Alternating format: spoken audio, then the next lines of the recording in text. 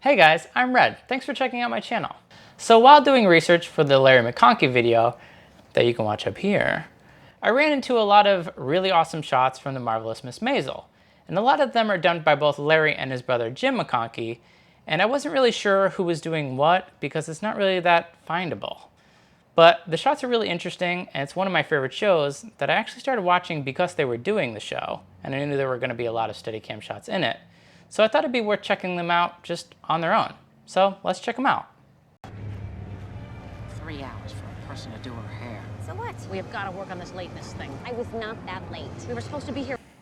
So they're moving quicker than you could just running. So he's obviously on some sort of vehicle, probably a Grip Tricks, which is like an electric vehicle that is built to be rigged in different ways for you to use cameras on it. Or he could be just kind of sitting on the back of a truck, kind of. For 12. It's 12:30. Now you're getting it. I'm not on first. It loops back around. I can't tell if they actually did a arch and are driving forward now, or if they were driving backwards, stopped, and are driving forward. My guess is they probably did a tiny loop and are driving forward again. Point. If they call my name and I'm there, then I am not late. Yeah, that's not how lateness works. There's a clock involved. They pull up very close to that Hey, Jeep. don't go all Gershwin on I me. can't tell if The it was a big leagues, zoom. kids. Let's Gotta check start it acting like out. professionals. Yeah, that's not how It lateness doesn't works. look There's like a clock zoom. involved. Potato. Hey, So don't they go all actually just pulled up really Gershwin close to on me. the big leagues, Jeep kid. Gotta and start are acting driving like along with it. So then where's your You have to blazer? rely a lot on the driver of the vehicle Fancy new here blazer. because you're really not in control of scared to wear yourself, it. your positioning in I'm gonna be space. scared of a fucking blazer. Are you? And the driver really Dry needs to clean be on only. point to is the see big leagues, that you're in kid. the right spot. 12:30 is fucking late. Still tapping. Counted for except Mrs. Maisel. What's a Mrs. Maisel? A singer, I assume, sir. Who are you? Mrs. Maisel. I just told He's probably jumping off the vehicle right now. You can see it was a little bit weird there, but still looks You're not amazing. late. What? We were told to be here at 12:30, and we are here at 12:30 on the dot. Miriam Maisel is never late. Aw, you lied for me. Fuck you. There she is. Sergeant Mitchell Burns. Master of Ceremonies is Major Buck Brillstein. Now following along with the military guy here, allowing them to kind of straggle around in the background, looks like a lot of fun. Wave instead of wave smile. Cannot. So serious, Mitchell. Where'd your little boy go? You mean Tom? No. Who's Tom? My little boy. Abort. Right. So I exit the stage. Like I do? This isn't my set? No, just your intro. When you do go on, you do 20 minutes, applause, bow, you introduce Shy Baldwin, you leave the stage, but stay close. At the end of the show, everyone comes on for a chorus of White Christmas and pictures with the troops. Yes? What if These I don't stops and starts are pretty difficult to do because you don't want to pre-do it before they start walking, and you don't want it to be too late so that it seems like you're chasing after them. So that like simple start-stop move is pretty hard to do. Quite the grip you've got there. So as he's walking away, you can see that he's sort of lifting up. He's probably walking up a pair of steps or like a ramp or something like that to get onto the stage. You don't happen to know the words to White Christmas, do you? He's doing a slow correction there to get the framing a little bit nicer. And then a very quick pan with the rig pointed right as he's walking backwards to keep along with her. My third soldier today. This is how rumors get started. And then down a ramp to get back to her level. What they mean by flyboys? I wonder if they show it. Sorry, I'm trying to. No, I don't see it. I wonder if the crew pulled it away or if there must have been some sort of ramp. Buzz cut, nobody will look at you. Maisel. I was waiting for your answer. You can see he knew ahead of time that this guy was going to be taller than them, so he left enough headroom to be able to compensate for him to step in, even though it was very quick I think you movement. mean 1,300 hours, right? Where can I get ready? Just tell me I'm right. Private Hey, Fielding, look I alive. spent a week learning this shit. Take her to the green room. It's the army. Isn't every room a green room? You gotta give up. Never. Really awesome shot. I think it's actually really great use of the one shot because it sort of shows the lack of time they had to get everything ready. And I think it's really well executed with all of the actors and the camera work, obviously. This is another opening shot from one of the other seasons, and it has some BTS, so I thought that we could line them up and check that out. For the pleasure and the profit it derives. I have always been a woman who arranges things like furniture. Now I know this shot gets crazier, but even this is a lot of fun. It shows a lot of the intentional camera movement by using other things to move the camera. So the camera is never just going in a direction. There's always some point to it because an actor is pointing that way or walking that way or somebody is moving that way. Now that we can see the BTS working, I know that Larry is controlling it, and I believe that Jim is controlling the gimbal that they're controlling. So he's controlling pan and tilt and that sort of thing, but isn't really viewable on the BTS. You can see that it is a Steadicam with probably a Ronin at the very end and the camera. And then at the other end, just some weights, which I wouldn't have expected to be above the rig, although it makes sense so that the center of mass is through the gimbal still. And you can see he's using a raised arm post to get the rig as high as possible above the actors' heads. Starting with the rig as high as he can go and then pulls it down to go around this corner. This is such a small space. It's amazing how much they could do in this tiny space. And even lighting wise, I bet these lights on the circuit board things are actually practical. They're actually lighting their faces. Now you can see the actresses are slightly moving out of the way. I think it's negligible, but they are moving out of the way of the camera so that they're, not getting hit in the face by the camera.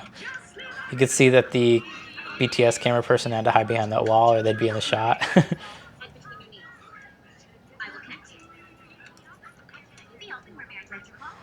I wonder if she had to bend down just for the script or if she's actually getting underneath the camera. So did she have to bend over in the script or did she have to bend over to get the camera shot? I wonder which one came first. I love that they chose the difficult way to do this shot. We're going between the wall and the girls' faces. It just looks great. And you can see that the actors are sort of pulling her around to be able to get her to the position. I bet it was difficult when they were practicing this to actually get her to her positions because just one kick off to be able to land in the correct spot, that's going to be pretty hard. I really love how this shot came out. I like that they did it in the difficult way of using such a small space and going in between the actors' faces. I think that it's a great use of two different technologies that are often in competition with each other, using the Steadicam and the gimbal at the same time, using their different advantages together. And I don't know that there's really any other way to do a shot like this. And I love the idea that they were just given this shot idea and had to figure out a way to do it. And I think it came out beautifully in the end. This shot starts high and very Dutch. You can see how Dutch it is just with all these vertical lines that are clearly showing you that it's not level.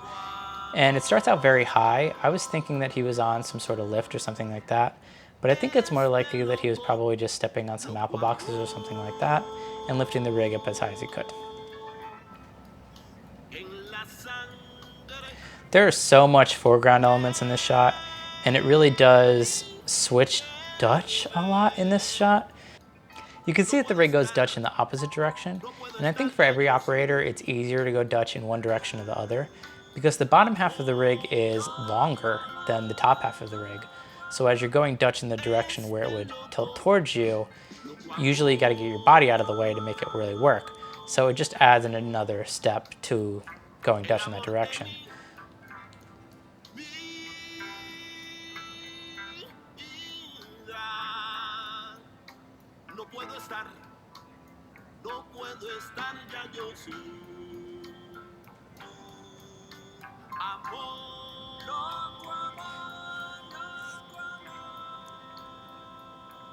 He grabs the attention of this sculpture thing, and I feel like that is just to switch directions. I noticed that this never sort of pivots and goes back in the same direction that it came from, which is the right way to do it, but is often difficult to find reasoning for. And you can see that the artist had nowhere to go there. He was just sort of standing along the edge of the set there.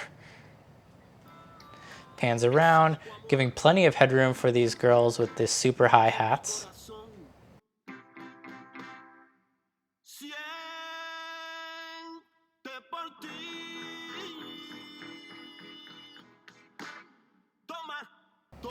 Rotating around. I'd still be walking forward at this point. More foreground elements, looks awesome.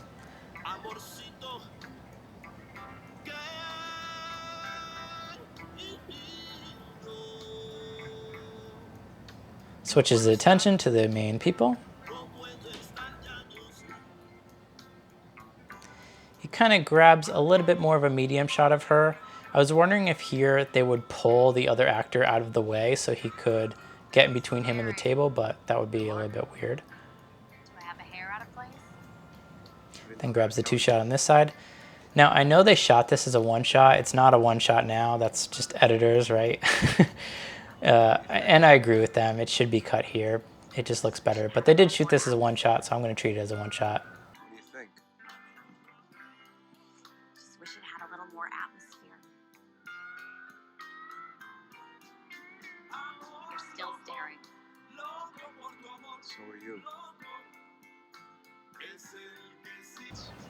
Back to the Steadicam. We're certainly going to find out.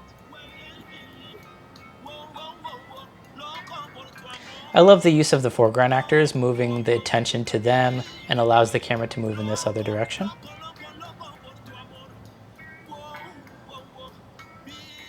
There's lots of things in this shot that move your attention in different directions. So I think they timed this really well and used the space and the actors really well to make sense of the camera movement instead of just kind of floating through space and looking around at things. Now we're following them. And we pick back up at our talent.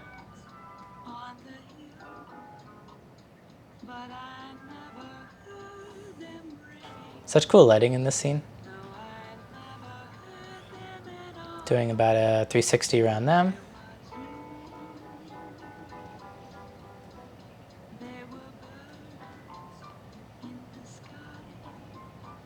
What's the matter? I'm not that bad. Just can't think of anything funny to say.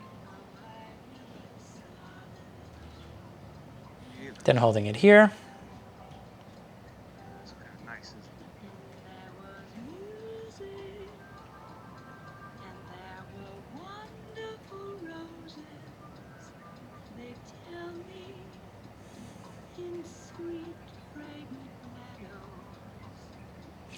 Then pulling wide and allowing the actors to kind of move in between the main talent and the camera. Such an amazing shot. I think they did an excellent job on it, and I think they do a really great job on this show altogether. There's a ton of really long shots in this show that could be talked about for a while, and I think that Jim and Larry do an incredible job on it. Thanks so much for watching my channel. If you guys really liked it, please hit the like button below and subscribe. It helps me out a lot, actually. And if you like this video, you'll probably like some of these other videos.